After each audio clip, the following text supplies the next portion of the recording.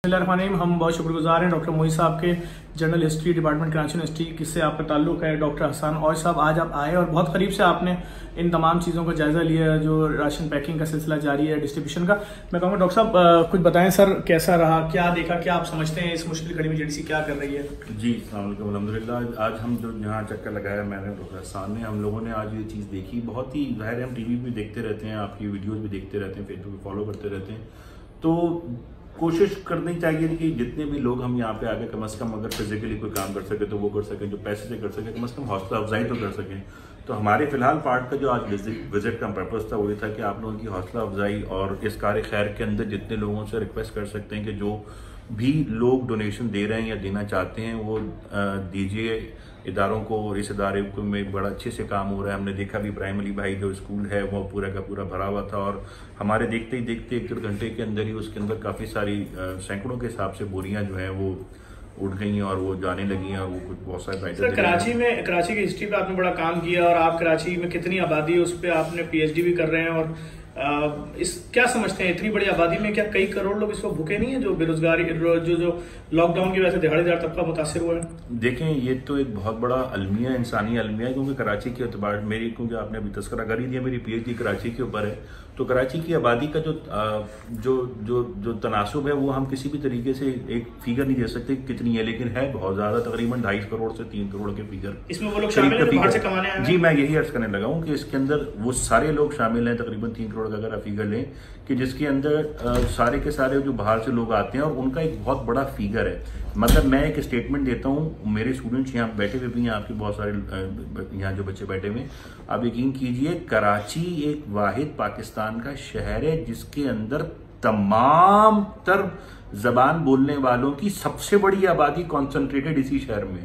मसलन अगर आप फर्ज करेंगे सराइकी बोलने वालों का सबसे बड़ी आबादी कहाँ रहती तो कराची में, हज़ारा बोलने वाले कराची में, पश्तो बोलने वाले सबसे ज़्यादा कराची के अंदर, बलोची बोलने वाले सबसे ज़्यादा कराची, कोयटा से ज़्यादा बलोच कराची में, सिंध का तो ये कैपिटल है तो सिंधी बोलने वाले सबसे ज़्यादा कराची में। तो कराची एक इतना बड़ा शहर है कि मेरे ख्याल से पंजाबी ज़बान छोड़ के, जो कि लाहौर एक बहुत बड़ी आबादी पंजाबी में कॉन्सेंट्रेटेड, उसके अलावा हर आबादी के हर ज़बान के बोलने वाले यहाँ पे कॉन्सेंट्रेटेड बहुत बड़ी आबादी में रहते हैं, और इसमें दोनों किस्म के लोग हैं, वो जो कि रजिस्टर्ड हैं और वो जो कि काम करने आते हैं पूरे पाकिस्तान में। मसलन जो काम करने आते हैं क्या मतलब, जो कि यहाँ पर जी रजिस्टर्ड, देखें ना, कराची की आबादी हमारे डेटा के हिसाब से तकरीबन 30 से 35% की आबादी ऐसी है कराची की जो कि कराची में रजिस्टर्ड नहीं है, और जो कराची से लोग वाकिफ हैं, जो कराची के शहरी हैं, ये बहुत अच्छी तरह से ये बात जानते हैं कि कराची के अंदर जब ईद का मौका आता है या रमज़ान का मौका आता है या ऐसी कोई छुट्टियाँ आती हैं जिसमें 4-5 दिन का हो, तो कराची की एक बहुत बड़ी आबादी यहाँ से चली जाती है। और हम सबको पता है कि कराची से अगर आपको ईद के दिनों में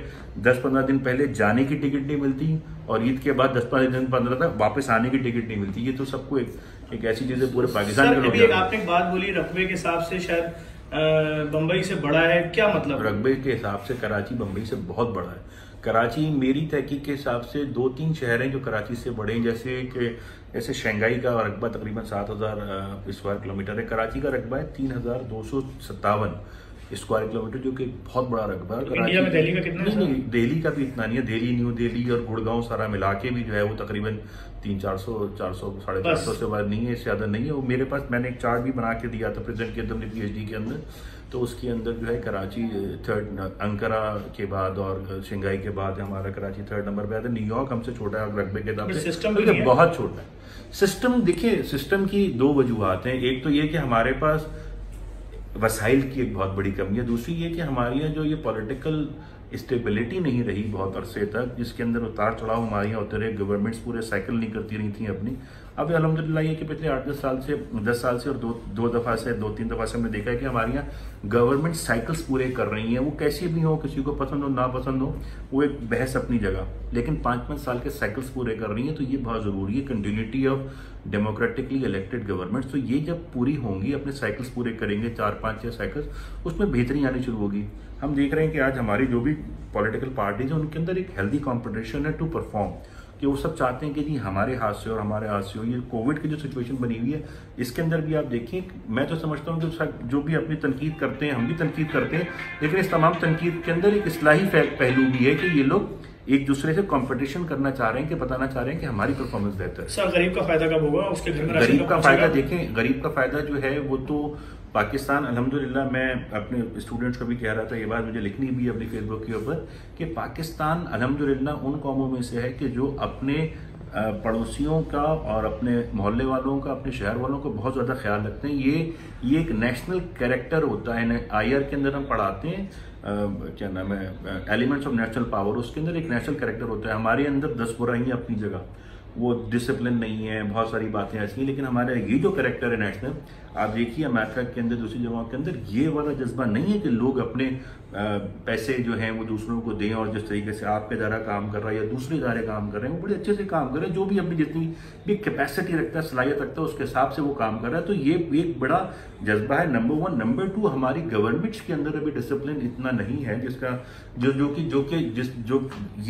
अभी सिचुएशन है, ये सिचुएशन जिस चीज के मुतकाजी है, उतने डिसिप्लिन हमारी गवर्नमेंट अभी नहीं है। लेकिन वी आर होपफुल कि इंशाल्लाह उनमें बेहतरी आएगी और आ रही है। अभी जो प्रोविंशियल गवर्नमेंट्स के अंदर एक कंपटीशन चल रहा है कि जी हम अपने सूबे में अच्छा करें, इससे हेल्दी कंपटीशन। सर कोरोना के केसेस बढ़ाने का कंपटीशन चल रहा है, जो हमें अल्लाह ताला रहम करे ऐसा ना हो, लेकिन ये कि जाहिर है सबके अपने अपने मामलात हैं। हम तो क्योंकि मफादात नहीं, मामला से मुराद मफादात भी आप उसको एक एलिमेंट करें, लेकिन मैं जो मामला से बात कर रहा हूँ कि सबकी अपनी अपनी कैपेसिटी, अपनी अपनी सलाहियतें, अपने अपने हालात और वाकयात हैं, उसके हिसाब में उसके साथ रह के वो काम कर सकते हैं। हर एक के पास अपने अपने चैलेंजेस हैं। तमाम शहर कराची जैसे नहीं है, लाहौर की डायनेमिक्स अलग है, कराची की अलग है, इस्लामाबाद की अलग है, हैदराबाद की अलग है, तो डायनेमिक्स का फर्क है। कराची की जो डायनेमिक्स है वो एक बहुत बड़ी डायनेमिक्स है, और कराची जो है वो मेरे पास जो स्टैटिस्टिक्स है वो एक लंबी बहस हो जाएगी। सर अगर आपसे कोई कराची के हवाले से इस पे बात करना चाहे, कैसे रब्ता करेगा आपसे? मैं तो अवेलेबल होता हूँ अपने फेसबुक के ऊपर भी। क्या है फेसबुक आईडी सर आपने?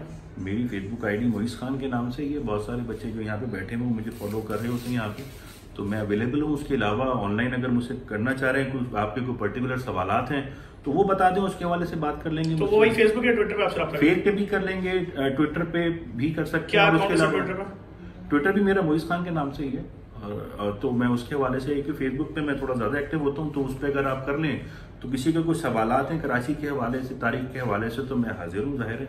सर इंशाल्लाह मैं आपसे जो भी मुझसे रब्ता करेगा आपको फ़ोन नंबर देता रहूँगा।